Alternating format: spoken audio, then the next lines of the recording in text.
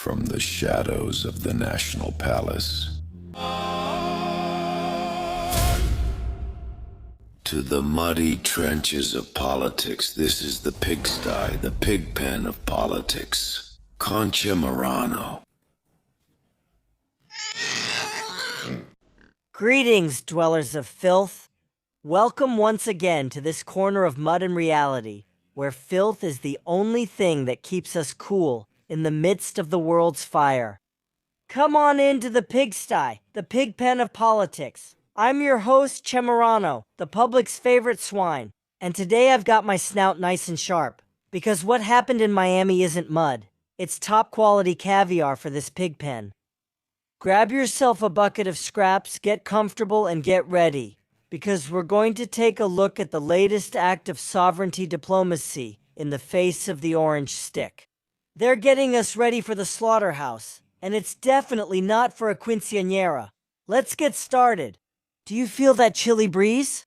It's not front number 40, it's the emptiness they left us at the adults' table. It turns out that Uncle Donald, that orange guy who looks like he puts on makeup with Cheetos and has gunpowder for breakfast, organized a little party called the Summit Shield of the Americas with the goal of fighting narco-terrorism. A term that sounds like a Hollywood movie, but in Washington it means I'm gonna put my boots wherever I want. And what do you think, my little piggies? Mexico wasn't invited, not even a courtesy WhatsApp message. Meanwhile, the leaders of the new Latin American right were rushing to Washington at Uncle Donald's call to get his blessing. In Mexico, we were left watching the broadcast on YouTube. Last weekend in sunny Miami, Donald Trump called together his right-wing Justice League. Everyone who wants to be like him was there. Those who fear him, and those who are willing to take action. And who was missing from the commemorative photo? Our brand new palace tenant, Claudia Sheinbaum. While the leaders of Latin America and the Caribbean lined up to receive the blessing of the Shield of the Americas, Mexico was notably absent. But don't worry, Trump made sure Claudia was present, at least in his vocal cords. Trump, who just came from a pure adrenaline rally, after capturing Maduro on January 3rd, bombing Iran on March 1st, and launching operations in Ecuador on Friday, he let his hair down. And Miami? And when I say he let his hair down, I mean he showed off his impersonation skills and did it brilliantly. If you ask me, it was a direct and unfiltered mockery of the welfare maid, who definitely had it coming. She has a beautiful voice, she's a beautiful woman. President, said the tycoon, with that tone that swings between the flattery of a millionaire grandfather and the sarcasm of a James Bond villain. It turns out that once again, Trump reminded the world of his intention to enter Mexico to clean up the cartels. There it is, and the one who doesn't want it is Claudia Sheinbaum. Trump mocked her as if she were a scared schoolgirl. What a level of diplomatic humiliation, ladies and gentlemen. Without a doubt, it was something I really enjoyed and is worth remembering. Let's watch it again to relish it. The one from Mexico, and I like him a lot. He is a very good person. He has a beautiful voice, a beautiful woman, but a beautiful voice. President, I said, let me eradicate the cartels. No, please, President, we have to eradicate them. We have to defeat them from the devil because they're growing more. They're taking over the country. Cartels, they're in the fight against Mexico. We can't have that. It's too close to us. It's too close to you, but everything comes through Mexico above all. It was very clear. Cartels run Mexico. And here at La Posilga, we ask ourselves, did he say any lies? While in Miami, they talked about eradicating crime. Here in the Eden of the transformation. If you look at them wrong, they'll get depressed. Claudia's refusal to accept military help isn't sovereignty, my friends. Is it fear?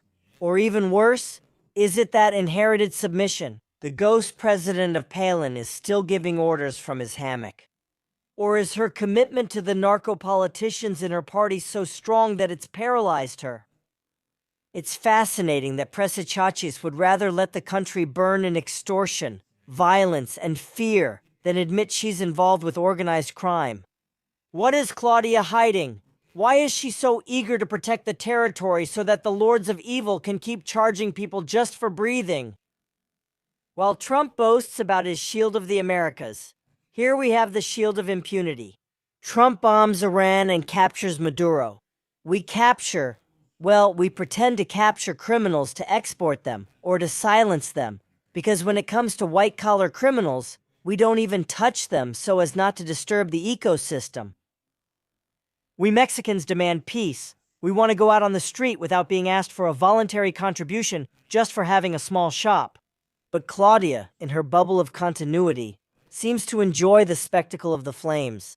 It's easier to ignore Trump in Miami than to avoid shootouts in broad daylight, even though she tries to hide both things. With a rehearsed smile, Claudia Sheinbaum appeared in her morning press conference to use the classic technique of, well, I didn't even want to go in her morning press conference. With that calmness that seems rehearsed in front of a cup of Linden tea, does exclusion really matter to her?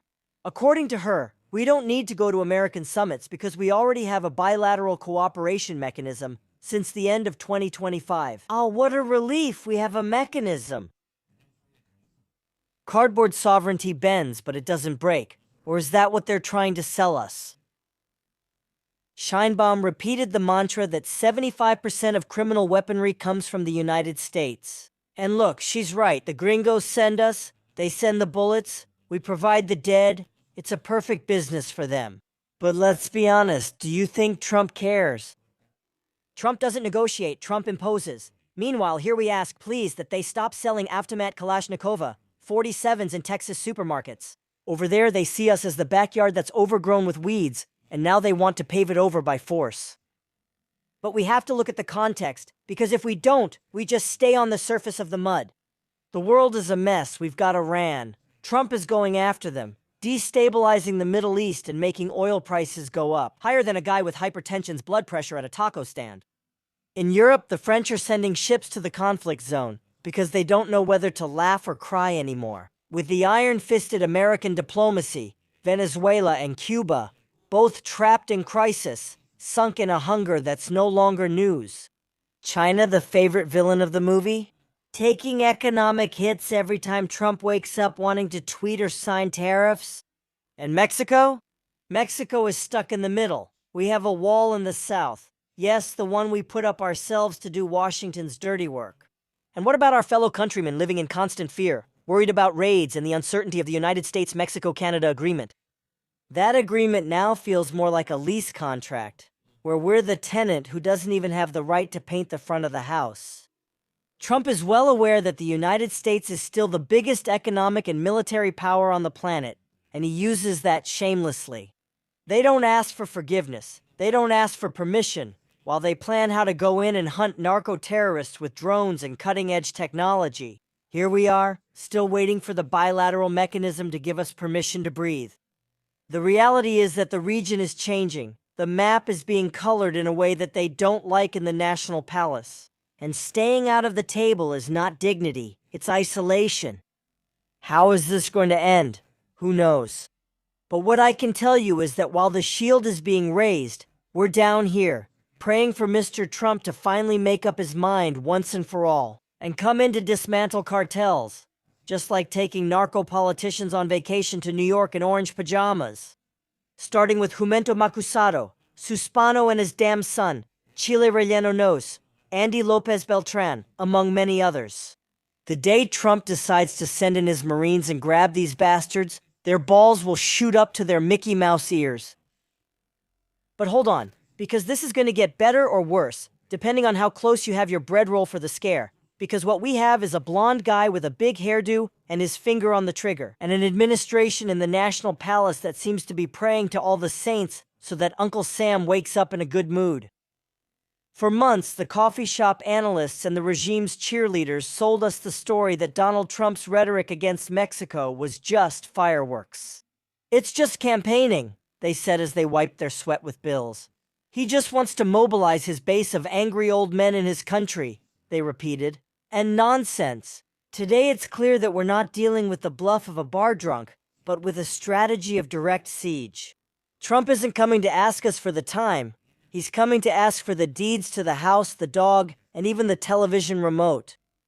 The message is clearer than a puddle of water after the rain. Mexico will be the main stage where Trump will try to showcase his United States policy. First of all, and no, my dear piggies, it's not just about those infamous tariffs that will have us buying secondhand clothes until 2050, nor about the wall. That thing already has more holes than the health budget. It's about a structural pressure designed to make our bones crack. The Republican has three main goals in mind that he considers non-negotiable: total control of the border. Basically, he wants Mexico to be his border patrol for free, but with a neatly pressed uniform. The eradication of fentanyl, as we've already seen. The threat of surgical strikes or military intervention. It no longer sounds like a Michael Bay movie, but like a real possibility orchestrated from Washington. And finally, the review of the United States-Mexico-Canada agreement, where basically they're going to tell us things will be done how and when I say. For Claudia Sheinbaum's government, this isn't just a bump in the road, it's a monumental challenge. Unlike in 2016 when the surprise factor caught us all off guard. Today, Mexico knows exactly what it's up against. But what use is knowing you're about to be run over if your legs are tied to the tracks? It doesn't help much. Economic vulnerability today is greater than ever. We depend on exports like an addict depends on his fix, and our supply chains are so fragile that they break with a poorly worded tweet. From Mar-a-Lago, the imminent attack may not necessarily come in the form of Tomahawk missiles. Although I insist in Trump's circle we're not surprised that he wants to test toys in Mexican drug labs, but rather in the form of financial missiles. A 25% tariff here, a banking restriction there, and so on. And all this now that the TMEC review is coming up. Even though the jack-of-all-trades Marcelo Ebrard says he has everything under control. Hey, come on, Chelito. You can't even control your own bladder and you want to control the Americans? Mexico has no way to defend itself. What we're seeing is an improvisation that's scary. It seems like the tactic is to close our eyes really tight and hope that the giant gets tired of hitting us. It's a train crash where ours is made of wood, and theirs is an armored convoy loaded with dynamite. If you think the United States-Mexico-Canada agreement is going to save us, let me tell you that you have the same faith as someone who buys a girdle to lose weight while eating suadero tacos. The United States-Mexico-Canada agreement is just a worthless piece of paper when the buyer is the one signing. They have the largest army in the world, and an electoral base that cheers every time they call us invaders. Well, my fellow residents of the Pigsty, there you have your dose of harsh reality, so you don't rest on your imaginary sovereignty laurels. Politics isn't a game of Chinese checkers, it's a mud fight, and they're throwing stones at us from the very important person box. We have a president who is being bombarded with mockery and humiliation on a global level, and it's coming from a guy who's already got his finger on the trigger and doesn't plan to let go, while she just forces a smile. She tries to change the subject. Yes, because honestly, I would love for her to answer them the way she answers the opposition here. I mean, why doesn't she answer Trump by bringing up the Epstein files or something like that? No, well, she knows who to mess with, that lady. Anyway, Donald Trump has Claudia against the ropes. He has her there, suffocated, out of breath, and it seems like he's just waiting for the right moment to deliver the final blow. That knockout that's going to leave her seeing stars, and not exactly the ones on the American flag. Are we witnessing the end of diplomacy and the beginning of big stick politics? Or in other words, either you adapt or you get crushed. And here, in the comfort of our pigsty, all we can do is watch how the dream of the fourth transformation falls apart.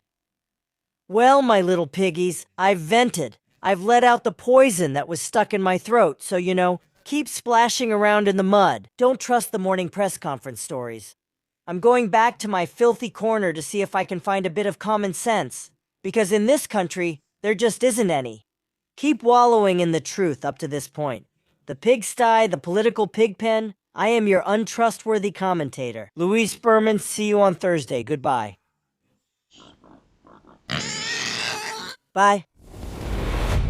This is the Pigsty, the pigpen of politics with Louis Berman.